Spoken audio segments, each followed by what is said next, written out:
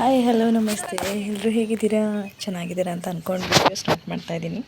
ಇಂದಿನ ವಿಡಿಯೋದಲ್ಲಿ ನಾನು ಗೃಹ ಪ್ರವೇಶದ ನೈಟ್ ನಡೆಯುವಂಥ ಪ್ರೋಗ್ರಾಮ್ಗಳನ್ನ ಹೇಗೆ ನಡೆಯುತ್ತೋ ಅಂದ್ಬಿಟ್ಟು ವಿಡಿಯೋ ಮಾಡಿ ಹಾಕಿದ್ದೆ. ನಾನು ಈಗ ಮಾಡ್ತಿರೋ ವಿಡಿಯೋ ಬೆಳಗಿನ ಜಾವದಲ್ಲಿ ಏನು ಶಾಸ್ತ್ರಗಳನ್ನು ಮಾಡ್ತಾರೆ ಆ ವಿಡಿಯೋನ ನಿಮಗೆ ತೋರಿಸ್ತಾ ಇದ್ದೀನಿ.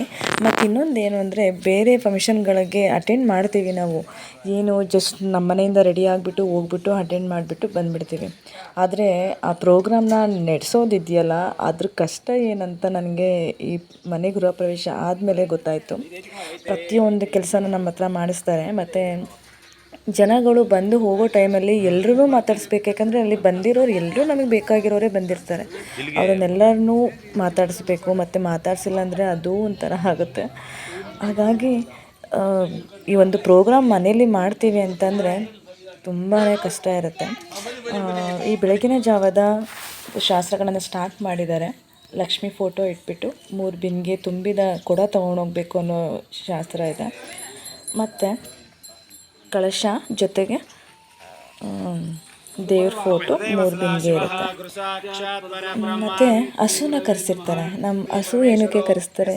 ಮನೆ ಫಸ್ಟು ಗೃಹ ಪ್ರವೇಶ ಅದಕ್ಕೆ ನಾವು ಗೃಹ ಪ್ರವೇಶ ಮಾಡೋಕ್ಕೂ ಮುಂಚೆ ಹಸುನ ಫಸ್ಟ್ ಒಳಗಡೆ ಎಂಟ್ರಿ ಮಾಡಿಸ್ತಾರೆ. ಏನಕ್ಕೆ ಅಂದರೆ, ಕಾಮಧೇನು ನಮ್ಮ ಹಿಂದೂ ಸಂಸ್ಕೃತಿಯಲ್ಲಿ ಕಾಮಧೇನುವಿನಲ್ಲಿ ಮುಕ್ಕೋಟಿ ದೇವತೆಗಳು ಇದ್ದಾರೆ ಅನ್ನೋ ನಮ್ಮ ಒಂದು ನಂಬಿಕೆ. ಆ ನಂಬಿಕೆ ಪ್ರಕಾರ ಈ ಕಾಮಧೇನು ಮನೆ ಒಳಗೆ ಫಸ್ಟ್ ಪ್ರವೇಶನ ಮಾಡಿದ್ರೆ ನಮಗೆ ಯಾವುದೇ ಒಂದು ದುಷ್ಟಶಕ್ತಿಗಳು ನಮಗೇನು ಮಾಡಬಾರ್ದು ಅನ್ನೋ ಕಾರಣಕ್ಕೆ ನಾವು ಹಸುನ ಫಸ್ಟು ಮನೆ ಒಳಗಡೆ, ಮುಕ್ಕೋಟಿ ದೇವತೆಗಳು ಅವ್ರ ಜೊತೆ ಇರೋದರಿಂದ ಮುಕ್ಕೋಟಿ ದೇವತೆಗಳು ಕೂಡ ಮನೆಗೆ ಫಸ್ಟು ಒಳಗೆ ಪ್ರವೇಶ ಮಾಡ್ದಂಗೆ ಅನಿಸುತ್ತೆ. ಅದಾದಮೇಲೆ ಅಪ್ಪ ಅಮ್ಮನ ಒಳಗಡೆ ಕಳಿಸ್ತಾರೆ. ನೋಡಿ, ಈಗ ಹಸು ಪೂಜೆ ಮಾಡ್ತಾಯಿದ್ದಾರೆ.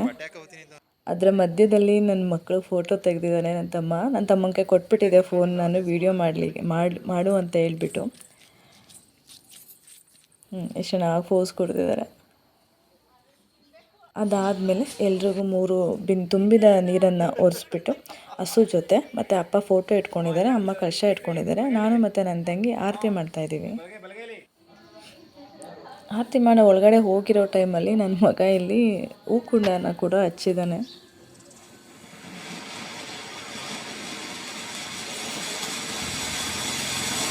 ಅಲ್ಲಿ ಒಳಗಡೆ ಹಸುನ ಎಂಟ್ರಿ ಗೃಹ ಪ್ರವೇಶನ ಮಾಡಿಸ್ತಿದ್ವಿ. ಅದಾದಮೇಲೆ 1 ಬಿಂದಿಗೆನ ಕೆಳಗಡೆ ಮನೆ ಇರಿಸಿದ್ವಿ. ಮತ್ತು ಹಸುನ ನಾವು ಮೇಲ್ಗಡೆ ಫ್ಲೋರಿಗೆ ಹತ್ಸಿ ಕರ್ಕೊಂಡು ಹೋಗೋಕೆ ಆಗಲ್ಲ ಅನ್ನೋ ಕಾರಣಕ್ಕೆ ನಾವು ಕೆಳಗಡೆ ಮನೆ, ನಾವು ಬಾಡಿಗೆ ಕೊಡುವಂಥ, ರೆಂಟಿಗೆ ಕೊಡುವಂಥ ಮನೆ ಒಳಗಡೆ ಪ್ರವೇಶ ಮಾಡಿಸಿದ್ವಿ. ಅದೇ ಅಲ್ವಾ ಮೇನ್ ಪಾಯ ಬಂದಿರೋದು. ಅಲ್ಲಿ ಬಂದರೆ ಇಡೀ ಮನೆಗೆ ಬಂದಂಗೆ ಆಯಿತು. ಮತ್ತು ಮೇಲೆ ಬಂದು ಒಲೆಗೆ ಪೂಜೆ ಮಾಡಿಸಿ ಹಾಲು ಉಗ್ಸೋ ಅಂತ ನೆಕ್ಸ್ಟ್ ಶಾಸ್ತ್ರನ ಮಾಡಿಸ್ಲಿಕ್ಕೆ ರೆಡಿ ಮಾಡಿದರು.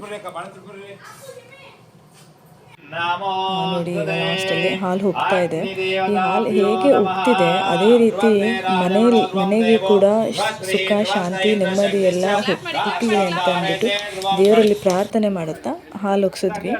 ಹಾಲು ಉಗ್ಸಿ ಆದಮೇಲೆ ಮನೆಗೆ ದೃಷ್ಟಿ ತೆಗೆಯುವಂಥ ಶಾಸ್ತ್ರ ಮಾಡ್ತಿದ್ದಾರೆ.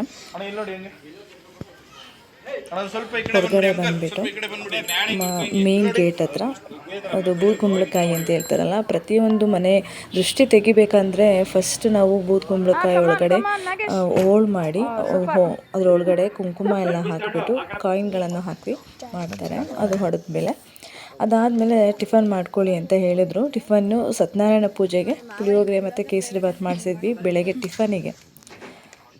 ಟಿಫನ್ ಮಾಡ್ತಾಯಿದ್ದೀವಿ. ಅದಾದಮೇಲೆ ಮೇಲೆ ಸತ್ಯನಾರಾಯಣ ಪೂಜೆ ಸ್ಟಾರ್ಟ್ ಮಾಡಿ ಪೂಜೆಯನ್ನು ಮುಗಿಸ್ತಾ ಇದ್ದಾರೆ. ನಾವಿನ್ನೂ ರೆಡಿನೇ ಆಗ್ತಾ ಇದ್ವಿ, ಟೈಮ್ ಸಾಲಿಲ್ಲ ನಮಗೆ. ಅದಾದಮೇಲೆ ಜನ ಬರೋದಕ್ಕೆ ಸ್ಟಾರ್ಟ್ ಆದರು. ಆವಾಗ ನಾವು ತೆಗೆಸ್ಕೊಳ್ಳೋಂಥ ಫೋಟೋಸ್ಗಳು, ಇದು ನನ್ನ ಫೋನಲ್ಲಿರುವಂಥ ಫೋಟೋಸ್ಗಳು. ಸಾಂಗ್ ಹಾಕಿದ್ದೆ, ನಾನು ಸಾಂಗ್ನ ಮ್ಯೂಟ್ ಮಾಡಿಬಿಟ್ಟು ವೀಡಿಯೋನ ಪ್ಲೇ ಮಾಡ್ತಾಯಿದ್ದೀನಿ. ಈ ರೀತಿ ಎಷ್ಟು ಜನ ರಿಲೇಟಿವ್ಸ್ ಎಲ್ಲ ಬಂದಿದ್ದರು, ಅವ್ರ ಜೊತೆ ಫೋಟೋ ತೆಗೆಸ್ಕೊಂಡ್ವಿ. ಯಾರಿಗೆಲ್ಲ ನನ್ನ ವಿಡಿಯೋ ಇಷ್ಟ ಆಗಿದೆ ಲೈಕ್ ಮಾಡಿ, ಶೇರ್ ಮಾಡಿ, ಕಮೆಂಟ್ ಮಾಡಿ. ವಿಡಿಯೋ ಹೇಗಿತ್ತು, ಮನೆ ಹೇಗಿತ್ತು ಅಂದ್ಬಿಟ್ಟು ಕಮೆಂಟ್ ಮುಖಾಂತರ ತಿಳಿಸಿ.